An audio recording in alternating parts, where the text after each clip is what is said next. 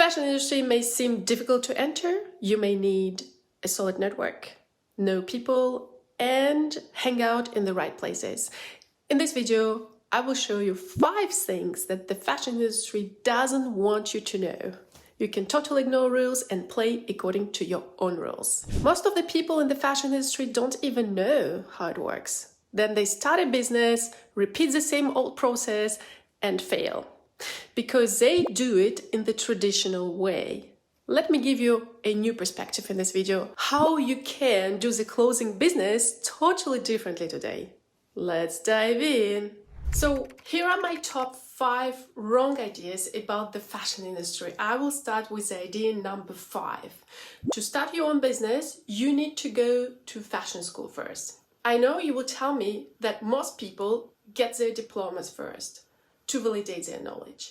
But what I've noticed, and I saw many successful entrepreneurs in fashion, what you really need is an understanding of your market and what are the current trends. You need to feel the trends. So no one really cares about diploma you have. They love your brand because your product is exactly what the market wants at this moment of time. For sure, you can study fashion and design and then work for various designers to find your own style and taste. But what I'm trying to say is you should not stop yourself from your dream if you don't have a fashion school diploma.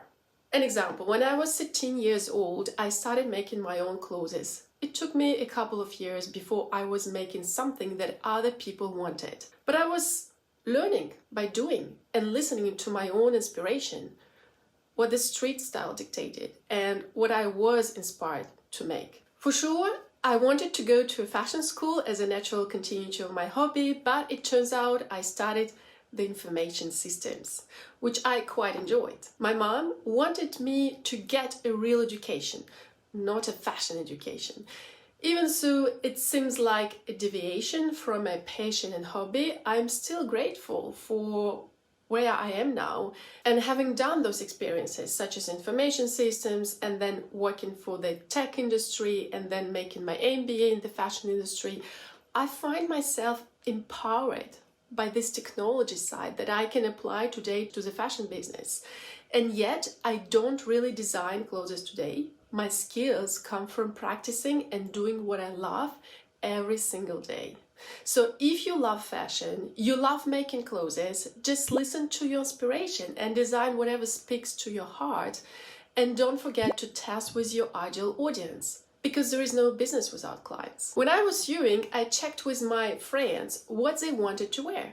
And I did exactly what they wanted. My mom still wears some of my clothes 20 years later because it was classical. But my main point here is practicing and improving your skills every single day matters more than having a diploma from a fashion school, which takes a lot of money from you, but it will not allow you to make more money from that. Only when you're connected to your market, you can create lots of valuable products and sell them quickly, getting faster to the desirable result, which is making your living with your passion, which is fashion. Idea number 4, to start selling, you need to go to fashion shows, fashion showrooms, and fashion trade shows.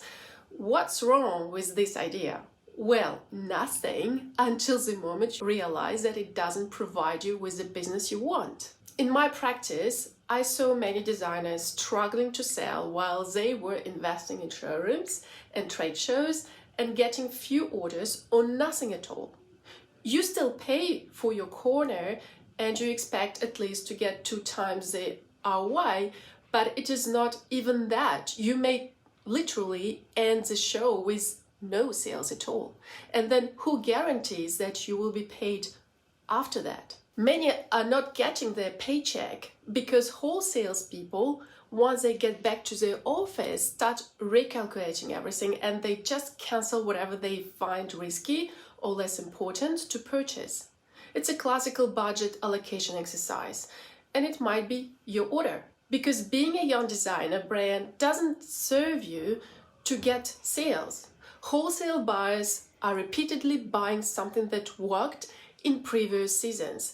You will have less room for innovation and creativity if you stick to your regular wholesale buyers. They will continue to request the same old stuff to secure their sales. So this is how you need to confirm your seat on every next edition of the show, of the trade show, or a showroom, and you pay, but you are not paid. So for me, it's quite a luxury way of doing fashion business today because it takes several seasons, so many years, to get to a low figure in terms of income. You may make 40, 50K a year with this and no paycheck for you. And few people will know about your brand's existence because you will be dependent on retailers that stock you. So you may say, but Inga, how can I get my collection done otherwise if it is not a wholesale business, because we don't want to commit to volumes while we don't have direct customers? Well, this is where the internet helps fashion brands to get visibility and access to direct consumers.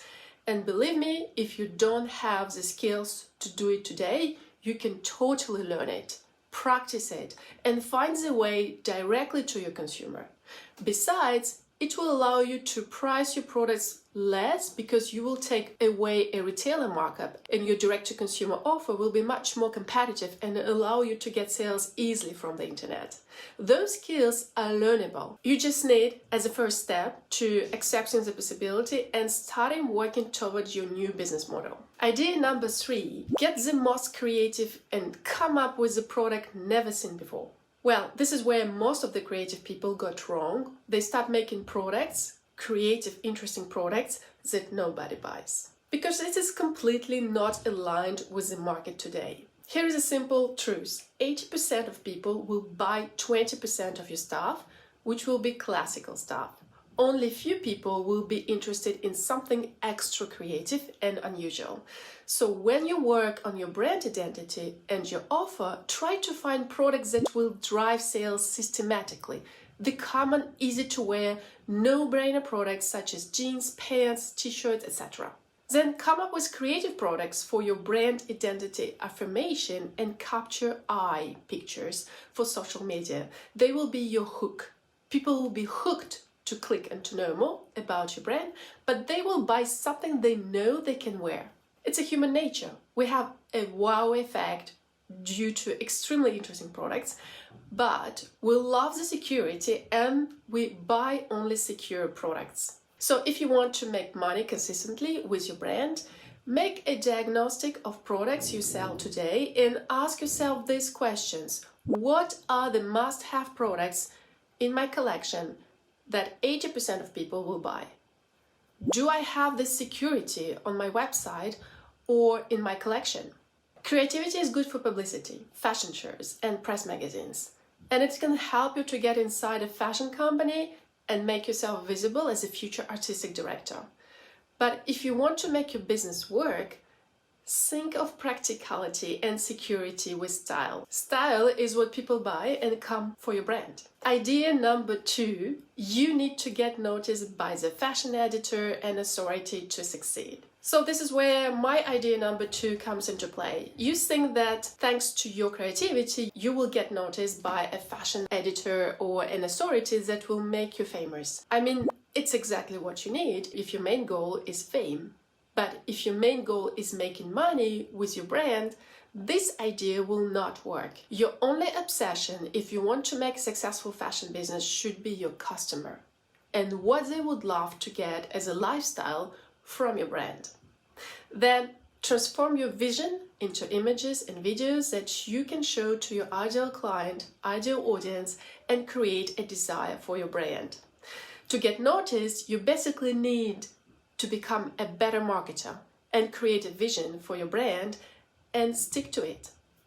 You need to come up with smart digital strategies to get your social media work for you and build systems and have an optimized website to sell your products. So you can be completely independent and you don't need the approval of any fashion authority to make your dream a reality. In fact, your only authority would be your clients who will buy from you. And if your business is successful, they will definitely buy. And fashion people will turn their heads to you. They will give your brand as an example to other people to show them how successful you are. And if you think about it, most of the people who are famous today never get approval from fashion people first. They just were serving their vision and clients. And the famous example is Chanel, who has revolutionized fashion, and she has built against what other famous designers at that time were making. Or Louis Vuitton, who was not at all famous, just an artisan for luggage bags. So to make it function as a business, most of those designers used other people's knowledge and money to get to their markets and develop new markets. So as a designer, I would definitely recommend focusing more on your client and getting help from business people or coaches to help you grow your business. Because it will be never your main skill. So if you want to be known, the first thing to ask yourself, who can help you to get there? Search for support on the business side, not the fashion side. You don't need, in fact, approval of fashion people to get noticed. You only need business people on board to grow.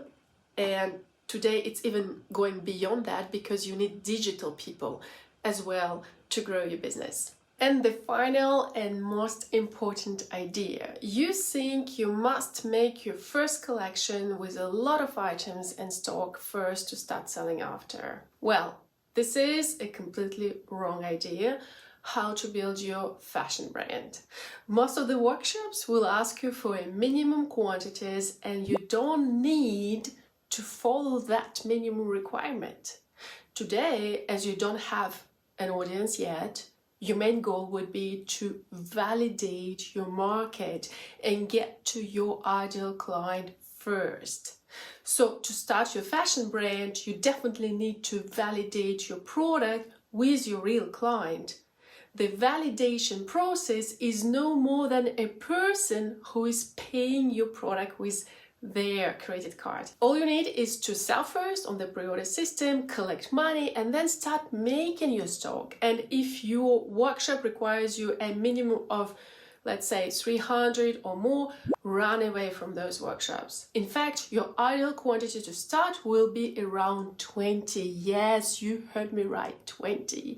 Until you have the security that you sell more, you don't need to order more than 20. So when you get your first orders, you will order a little more for returns, exchanges, and then for future sales.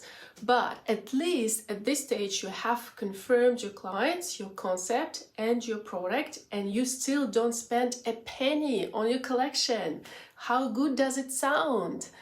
I think it's a perfect start as a fashion business for someone who does not have an audience or a confirmed brand. So if you want to launch your collection today, the right process would be start recruiting your audience, then open a sale, then make your collection, then deliver and repeat the process again and again until you have enough of audience, emails, and following and understanding of your market to be sure that if you make volume in advance, you can still sell it.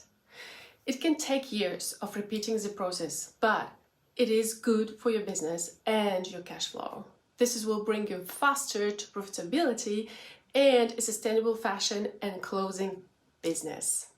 And if you watched this video until the end, you definitely need to watch my next video, which is 7 business ideas to start a fashion brand online, the inside of fashion business explained.